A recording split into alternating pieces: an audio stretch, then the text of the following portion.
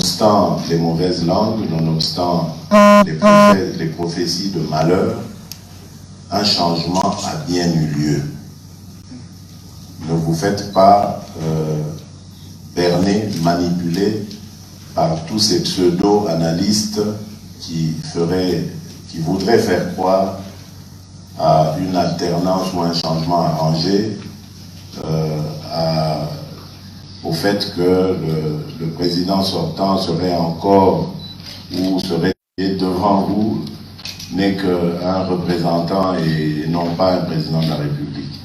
C'est totalement faux. Ne vous laissez pas avoir par cette manipulation qui n'a pas commencé qu'après mon élection, mais qui a commencé bien avant cela et qui est dû, qui est le fait de certains milieux, j'allais dire, influents, de croyants influents, et qui penseraient pouvoir continuer comme ça à entretenir au Congo le flou, à étouffer la voix des Congolais, à toujours vouloir gérer le Congo à la place des Congolais eux-mêmes. Et ce groupe d'influence qui pense que le Congo n'est pas capable de se prendre en charge, que les Congolais ne sont pas capables de se prendre en charge.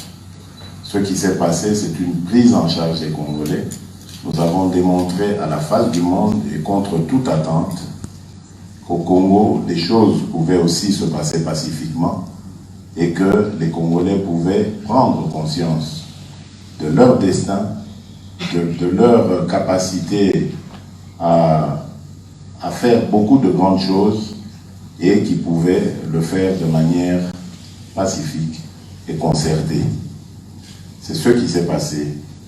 Et voilà pourquoi, depuis la campagne électorale que j'ai menée jusqu'à mon élection, j'ai prôné la réconciliation nationale.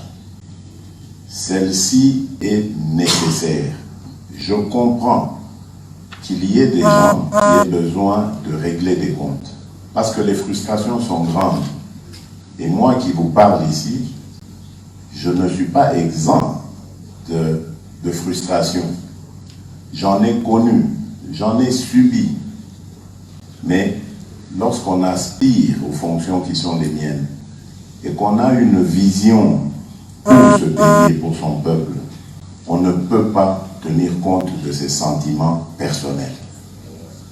Et donc, lorsque j'ai entamé cette campagne, j'ai, après mûre réflexion, compris que le Congo ne pourra se relever que le jour où les Congolaises et les Congolais vont se pardonner, se donner la main et se tourner ensemble vers leur destin commun. Et cela passe, comme je le dis, par le pardon, par l'oubli du passé. Je ne dis pas qu'il faille totalement oublier, parce que c'est grâce au passé qu'on peut construire l'avenir. Mais je dis simplement que nos querelles du passé, nos guerres, qu'elles soient tribales, qu'elles soient politiques, n'ont contribué qu'à ruiner notre pays. Essayons maintenant l'autre volet des choses, ce que mon mentor, mon leader, celui chez qui j'ai tout appris, le défunt président Étienne Tshisekedi m'a appris, c'est l'amour du Congo et du Congolais. Essayons ça.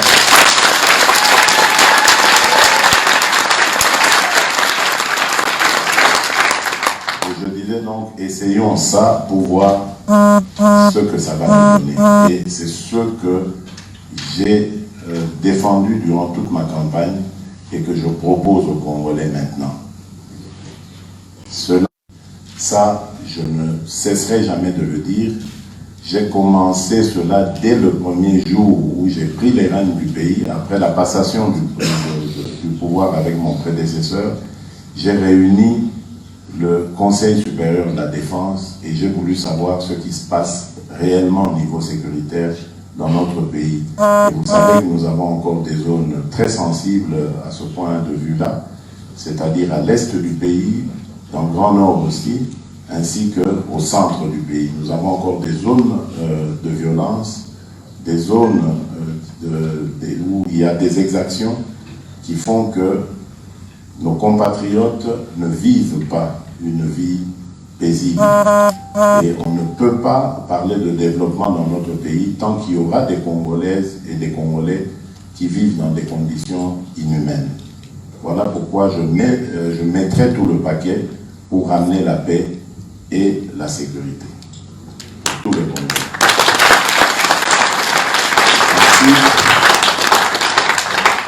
Ensuite, nous allons commencer, c'est pour très bientôt, l'œuvre de l'instauration d'un état de droit.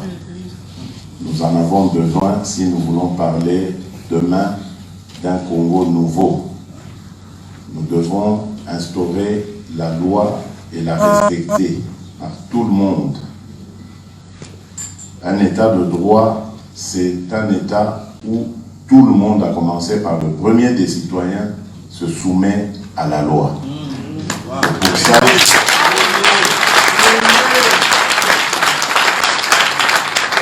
Et pour ça, nous avons besoin d'une justice juste.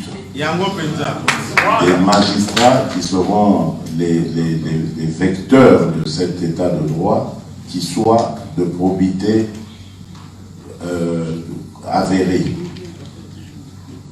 Et nous avons besoin d'une administration qui fonctionne comme il se doit. Une administration débarrassée de corruption et de bien d'autres antivaleurs comme nous les avons connues dans notre pays. C'est ça, c'est ça.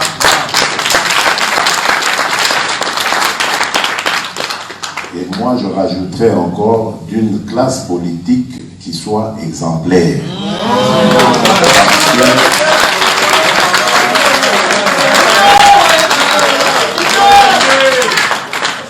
Parce qu'il y a ces jours derniers des scènes auxquelles j'ai assisté et qui m'ont totalement révolté.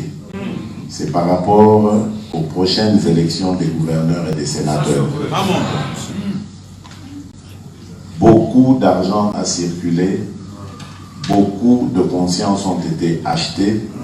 C'est devenu même indécent d'en parler et d'en entendre parler. Ça m'a tellement dégoûté que je suis en train de me poser la question de savoir si vraiment ça vaut la peine d'aller à ces élections-là. Parce que tout est acheté, tout est arrangé, à tel point que nous aurons des gouverneurs qui passeront leur temps à récupérer tout l'argent qu'ils nous ont sorti.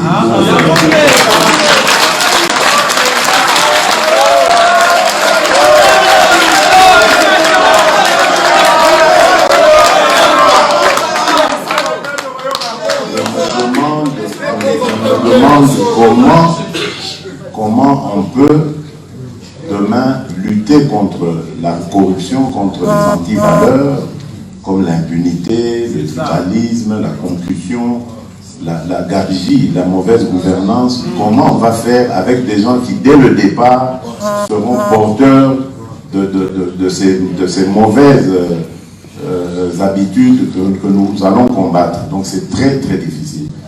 Je suis en train de réfléchir sur une invitation à lancer à toute cette classe politique, à réviser un peu notre mode, enfin notre constitution, pour voir comment on peut désigner les gouverneurs et les sénateurs par un autre moyen que le moyen actuel.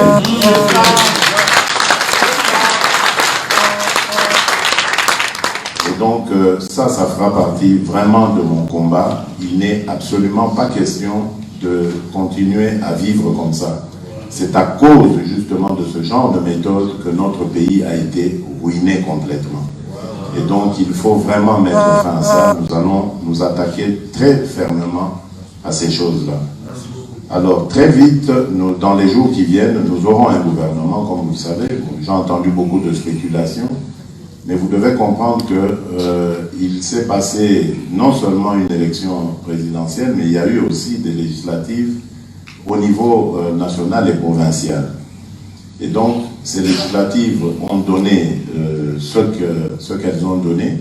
On peut en faire les commentaires qu'on veut, mais est-il que, bon, il y a une majorité ou un groupe qui prétend être cette majorité. On attend évidemment de l'identifier comme il se doit pour confirmer que c'est bien cette majorité-là. Ensuite, nous irons dans des discussions politiques, puisque le président que je suis n'acceptera pas d'être juste un président qui règne, mais qui ne gouverne pas.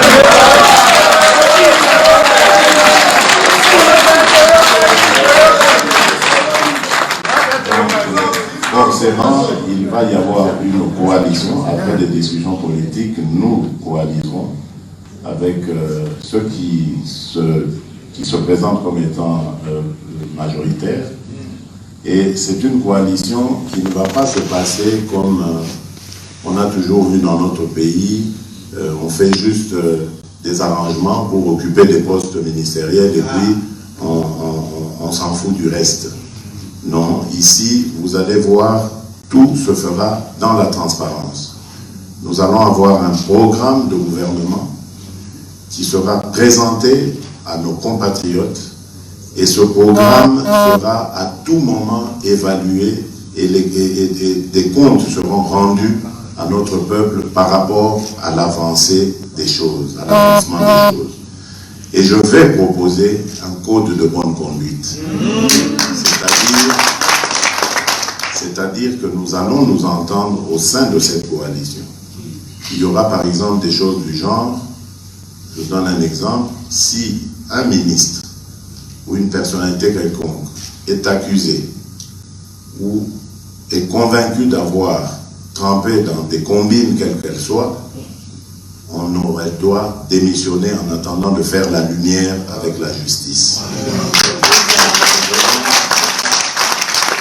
Nous allons avoir des choses du genre.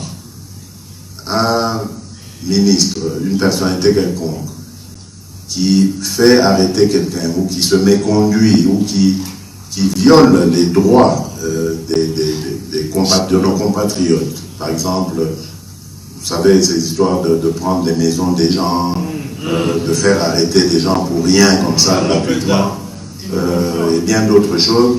Et bien, dès qu'on est plongé là-dedans, on est écarté d'office en attendant évidemment que la justice suive son cours. Donc il y aura ce genre de choses, non seulement pour rassurer notre population par rapport aux changements qui arrivent, mais aussi et surtout pour moraliser la classe politique.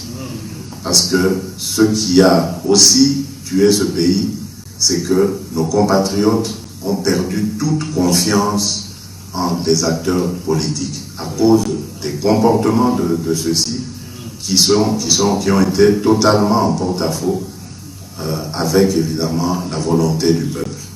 Donc ici, nous voulons restaurer la confiance des gestionnaires politiques que les gestionnaires politiques vont devoir inspirer dans le souverain primaire, qui est le peuple congolais. Et grâce à cela, évidemment, nous irons sur les politiques qui constituent notre programme. Vous savez, j'ai été élu sur un programme que j'ai appelé la restauration de l'homme congolais. Homme avec grand H, évidemment, c'est pas que je méconnais les femmes là-dedans, non. Homme, c'est avec grand H, donc homme et femme. Les Congolais sont les premiers responsables de leur pays. Et donc, c'est tout à fait normal qu'ils soient les premiers bénéficiaires de ce que leur pays produit.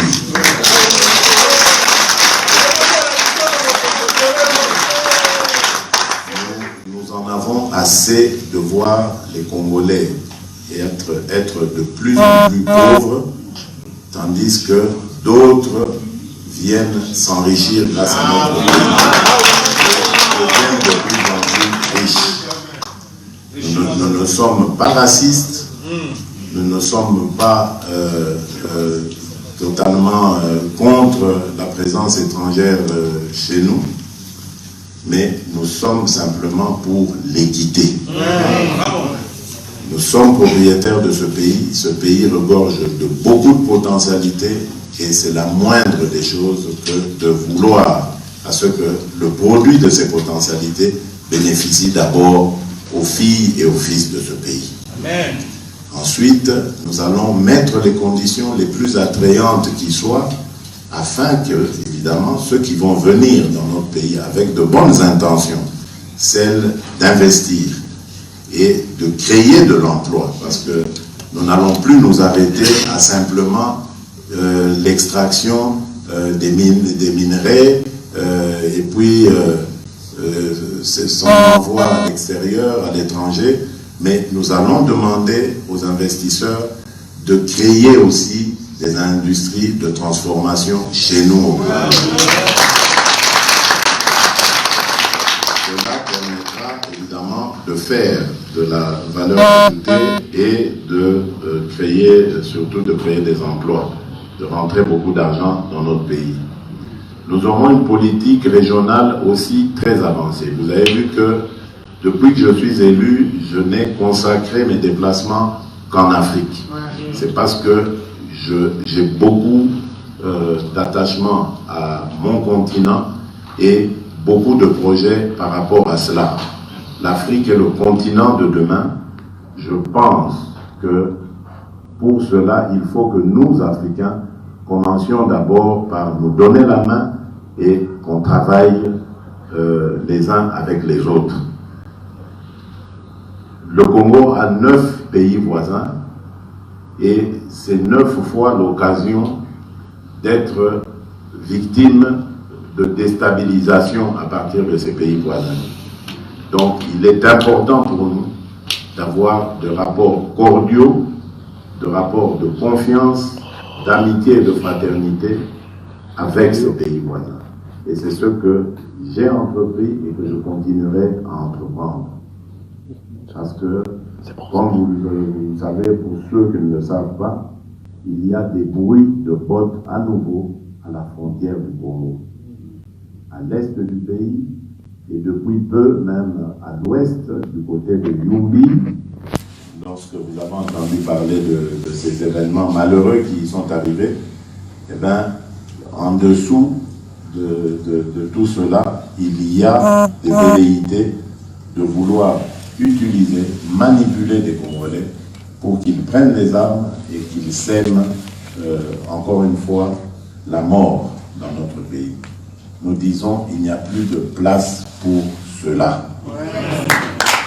Parce que tout simplement, le Congo que nous sommes en train de construire, c'est un Congo qui laissera la place à toutes ses filles et à tous ses fils.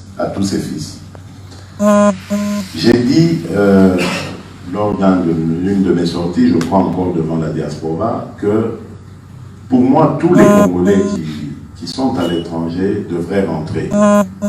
Évidemment, certains esprits mal intentionnés ont voulu tourner ça en je ne sais quoi.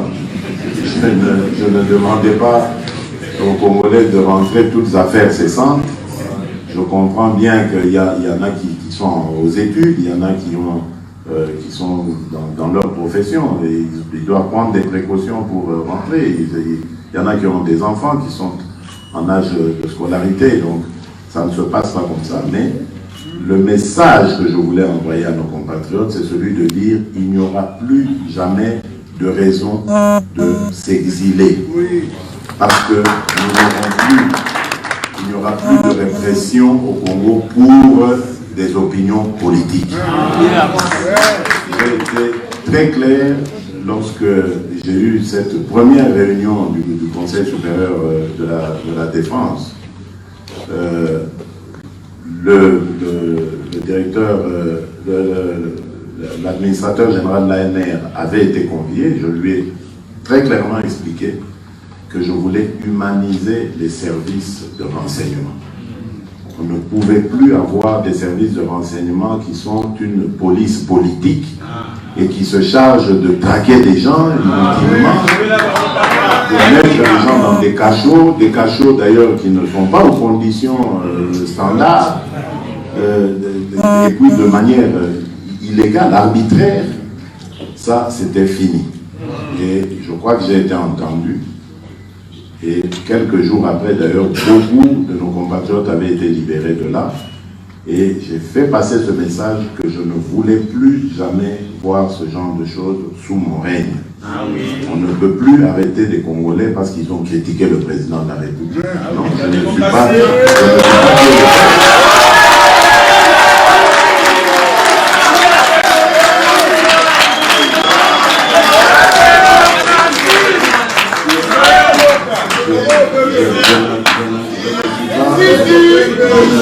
Je ne suis pas Dieu le Père, et même Dieu le Père, il y a des gens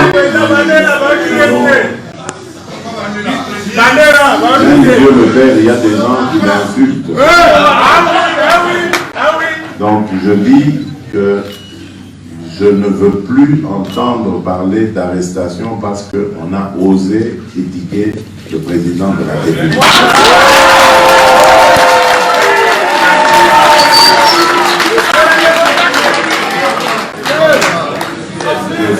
Je suis un individu comme tout le monde. J'ai été élu par mes compatriotes, mais je suis conscient, bien conscient qu'il y en a d'autres qui n'ont pas voté pour moi. Et donc, je ne peux pas commencer à discriminer mes compatriotes. Je suis élu par la plus grande partie de mes compatriotes, mais je dois tenir compte de l'autre partie qui n'a pas voté pour moi. Ce sont des Congolais comme les autres et ils ont droit au même traitement que les autres. Je suis le président de tous les Congolais. Donc voilà à peu près l'esprit avec lequel je viens, j'arrive aux affaires. J'ai trouvé énormément de difficultés à la tête de ce pays, mais j'ai aussi vu des choses positives que l'on ne voit pas nécessairement quand on est dans l'opposition. Donc c'est pour ça que je peux comprendre, c'est pour ça que je vous dis, je comprends et j'accepte les critiques, parce que chacun a son approche, a son point de vue selon la position qu'il occupe. Et la mission que j'ai est de faire de mon mieux pour que les Congolais améliorent leur quotidien. Et c'est ça que je vais faire. C'est ça que je vais me couper en quatre avec mes collaborateurs et mes collaboratrices pour y arriver. Des changements profonds et totalement positifs pour mon pays et mon peuple. Merci beaucoup. Je mettrai l'accent sur la jeunesse parce que, comme vous le savez, et moi je l'ai toujours dit, la jeunesse c'est la richesse. Si il y a quelque chose que le Congo a de très riche, c'est sa jeunesse. Au-delà même de ses minerais et de bien d'autres richesses, c'est notre jeunesse. Et cette jeunesse, elle doit être très bien encadrée. Voilà pourquoi dans mon cabinet, j'aurai, et le cabinet sera pour bientôt d'ailleurs, je vous l'apprends aussi, j'aurai un conseiller spécial qui sera attaché au problème de la jeunesse. Parce que nous allons nous battre ensemble pour enrayer complètement le phénomène des Koulouna, des Chégué. Nous allons nous battre pour enrayer le problème du travail des jeunes dans les mines, des jeunes qui pourtant sont en âge de scolarité, mais qu'on fait travailler dans les mines à cause de la misère.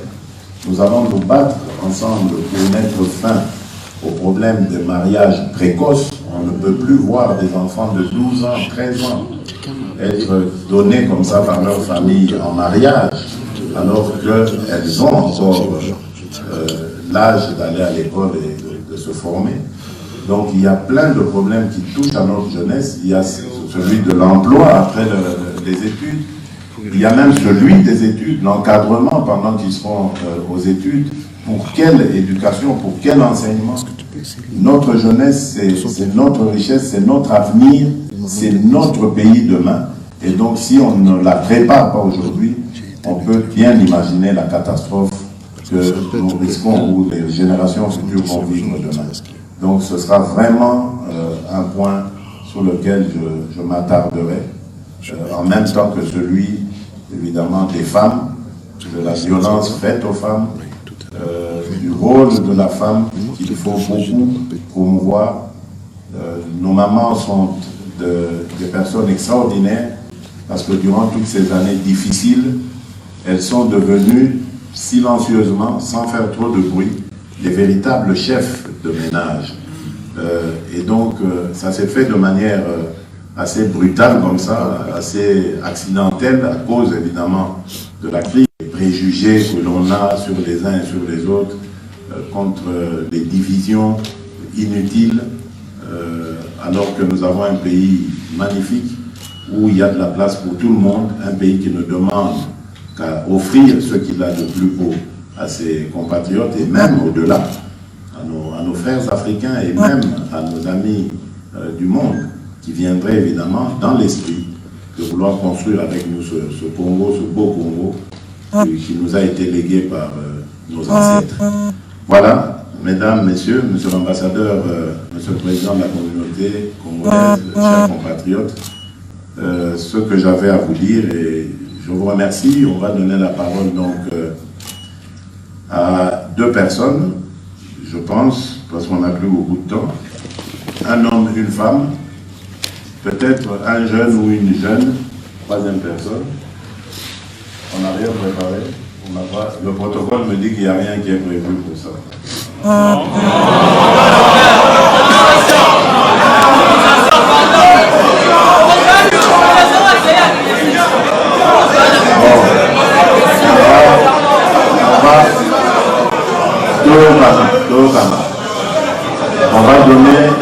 On va donner la parole. Je rends la parole au président de la communauté congolaise.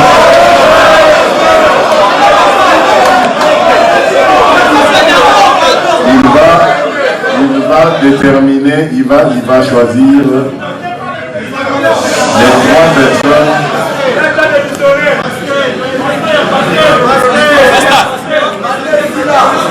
Comment?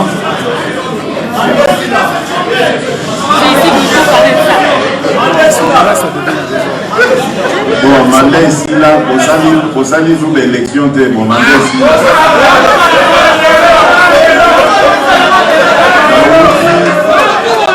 Nauti côté à Bino, Bolingo, na Bokoko. Tchanase Bozola. Tobongisa, Bochanase. Bochanase.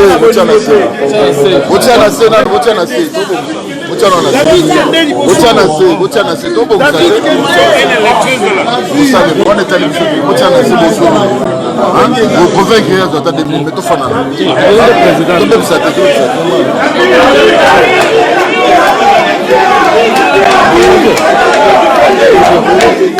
Bonjour mon frère.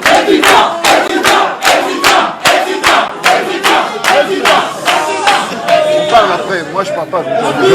Je parle le président d'abord.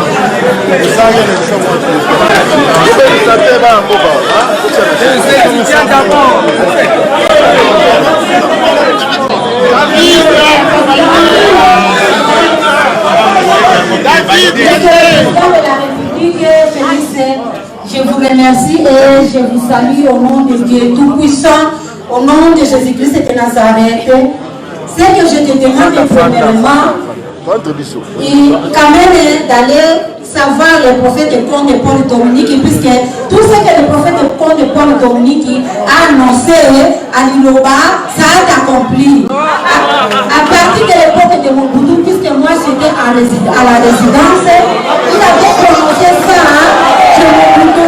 c'était aussi accompli que la passation du pouvoir sera pacifiquement et le sang de papa se coulait au Congo.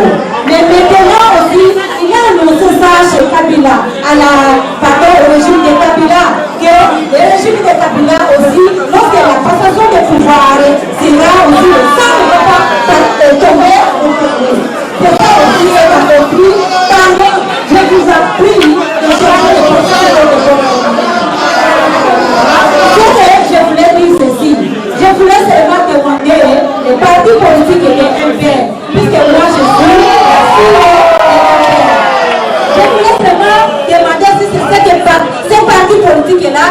c'est où ça n'existe pas. Si ça n'existe pas, papa, l'honorable président, je suis la fille de cette famille-là. Et nous venons cette partie politique, pardon. Et nous avons aussi un vieux papa qui est ici au camp, qui voulait dialoguer avec toi, mais il n'a pas le temps pour qu'il puisse dialoguer avec toi. Les dimanches, Démocratie. j'ai amené aussi ce message. On s'est battu pour ça. Puisque Démocratie est plutôt là. il est ici en Namibie. Voilà même les Américains. Et c'est ton que ce jour-là. Oh, c'est rien. Elle a parlé. Les étudiants.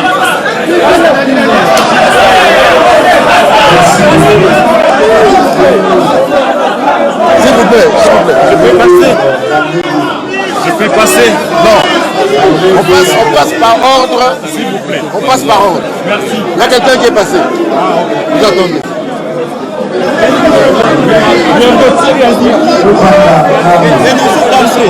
Sors. Reste down. Passez, il faut d'abord démarrer.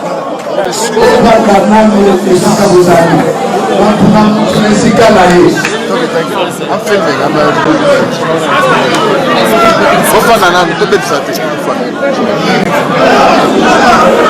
It's okay.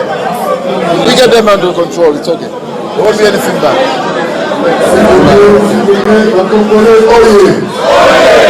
Congolais, oye! On a qui s'inquiète, tout ça rappelle Libéco, n'est-ce pas? Quand Mokonzaboka a dit qu'il respecter, comme il respectait, il faut respecter Congo, n'est-ce pas? Alors, ceux qui connaissent la Kimia Nyoso, Motumoko, Mokonzaboka sa parole, ou bien la Toulouse, la maquillée. Alors, à défaut, Tokokata, oh papa, Mokonzazana, Moussala, Missoufia, Moussala. Dis Daniel. Dis Daniel.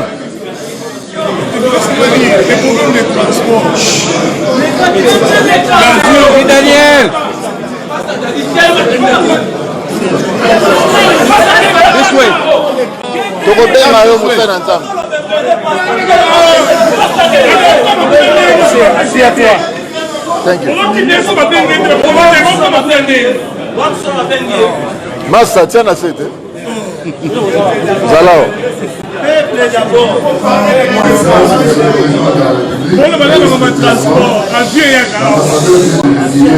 Membre de médecins parmi la communauté qui puisse poser une question. Monsieur le représentant des médecins.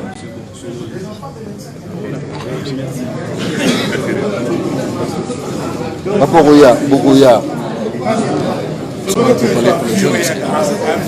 Massa Tiana c'était tout un peu comme autre. Car tout un peu. Pas ça poser. Tout un pays, tout ça boulot. Je suis président de la République démocratique du Congo. Je me nomme Dr Olivier Tassila Fayefi. Je suis le représentant des médecins congolais installés en Namibie. Et on est une bonne communauté. Ici, les médecins peuvent se mettre debout pour que le président voie, ainsi que les infirmiers qui sont ici. Collègues, mettez-vous debout que le président voie. Voilà. Ce sont les médecins congolais qui sont installés ici en Namibie. Évidemment, nous voulons vous remercier, vous féliciter de votre élection. Voilà, nous sommes aussi reconnaissants que vous soyez parmi nous aujourd'hui. Nous avons des défis qui sont les nôtres ici. Vous savez, nous avons été ici et que tout ce que le représentant des Congolais a dit en général, mais nous avons aussi justement quelques particularités à ce qui concerne la profession. Nous, les médecins congolais installés en Namibie, nous sommes très disposés à venir vous porter main forte avec notre expertise que nous avons acquis ici en Namibie, pendant toutes ces années que nous avons été ici, pour élever les niveaux de santé dans notre pays. Voilà. Il y a un mémorandum que nous avons écrit, qu'on a donné ici, vous allez parcourir à votre moment. Nous voulons aussi, n'est-ce pas, pour terminer, juste vous recommander une chose. Bien avant ça, nous sommes très fiers de vous, d'apprendre que défie les côtes du premier président, M. Joseph Kassabou, pour que vous soyez le premier président qui rembourse les frais d'émission au Trésor public. C'est très impressionnant et nous sommes très fiers. Nous avons entendu votre discours et vous avez parlé comme si vous êtes l'un de nous. Toutes les lignes que vous avez tracées, ça nous va droit au cœur et nous vous faisons totalement confiance. Nous allons vous aider dans la mesure du possible dans ces cas-là. Voilà. La dernière chose, c'est que dans ce pays où nous vivons, nous sommes tranquilles. Pourquoi? Parce que c'est un pays qui se bat pour l'état de droit. Ici, il n'y a pas beaucoup d'arbitraires, comme vous allez souligner. Et nous vous suggérons, dans toutes les tractations politiques dans la formation du gouvernement au Congo, nous vous suggérons de ne pas manquer un ministère, le ministère de la Justice. Monsieur le Président, prenez ce ministère-là dans vos charges. La justice élève la nation. Si vous avez la justice, vous avez le contrôle de la nation. Ne ratez pas ça. Laissez l'économie, laissez tout ce qu'ils veulent prendre. Prenez la justice, parce que la justice met l'ordre. Et avec ça, vous allez gagner votre tâche. Nous vous remercions.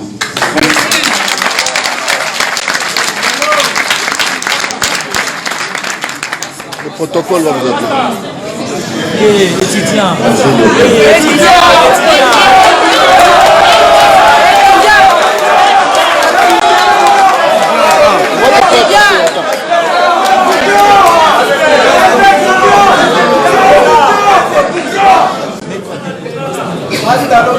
Monsieur le Président,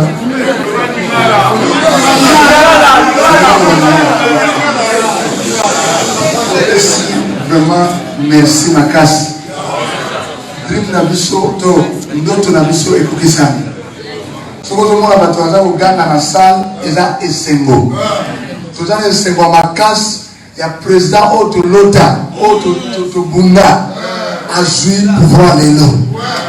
eloko yo lobi makambo nyonso lobi eza vraiment réponse à ma question na biso sikoyo apart oyo docteur alobi sur la justice tozoyoka barumeur ebele tolingi tosenga yo président na biso osala effort mpe ozwa mpe défense sans justice na défense tokose retrouve te toza commandant suprême ya armée lokola garant ya nation toza vraiment content na ba idée pe makambo nyonso oyo lobi eloko nalingi nabakisa lisusu mpona biso communauté congolaise na Namibie toza kosenga à part ambassade communauté na biso ezala affermi tozala mena toyokama et puis to ba visa facilité ya visa ezala mwa makasi bamboka nyonso bazotambola na basadek partout sans visa biso toza bloqué tokoki partout attention au niveau que na Zambie awa faut koluka visa eza vraiment mpasi mpona biso donc le reste toyebi ke oza mokonzi oza papa ya bana oyebi susi ya bana na yo donc biso totombeli yo toutes les bonnes choses et nous sommes derrière vous ata de loin oza président na biso oyo biso toponaki tout ce que nous voulons dire merci président mpona kovisite biso.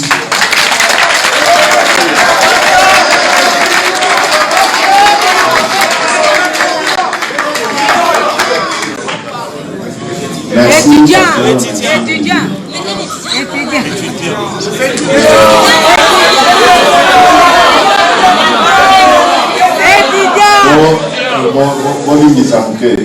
Nina no baboy pona bosengi ya bandeko baleki en ce qui concerne défense de la justice, je crois que na lobby yango na exposé na ngai souci na ngai liboso ezali kozongisa kimia na kati ya mboka. Donc défense et vous allez évidemment attention particulière na ngai pona koyeba comment bana mboka nyonso bakoki kobanda na kimia, comment mboka na biso ekoki kosukisa libela na makambo oyo toyeba ya ba rébellion, ya ba groupes armés, ya ba viol, ya ba violence ya ndenge na ndenge oyo ba compatriotes na biso bazali kobina. Non, il n'y a pas que ba Rwandais. Les gens, point de vue, tout le monde attend aux oppositions, aux je vous dis que tous même dans Banambo Cannabis qui font ce genre de choses. Il y a aussi des Congolais basés dans Katuan. Et c'est ça qui est triste. Que Congolais a ça, la malheur, il y a des Congolais. Ça, c'est vraiment inacceptable. Donc, ceux qui, boyoki que Rwandais ou Banani, c'est parce que Bazo ont la complicité, il n'y a pas de Congolais. Et Bango Mokope Rwandais, nous n'avons pas accepté. Toyokaki, dernièrement, qu'il y en avait qui voulaient s'organiser à partir du Congo, ça qui ne doit attaquer Rwanda, l'autorité, puis autres pays de Rwanda. Donc, au Lingi, biloko wana pour que ne kodukela mo côté mususu makufa la Congo ya bisoté. To Lingi pour déstabiliser papa mboka papa ya te, to Lingi pe mboka papa ya et déstabiliser.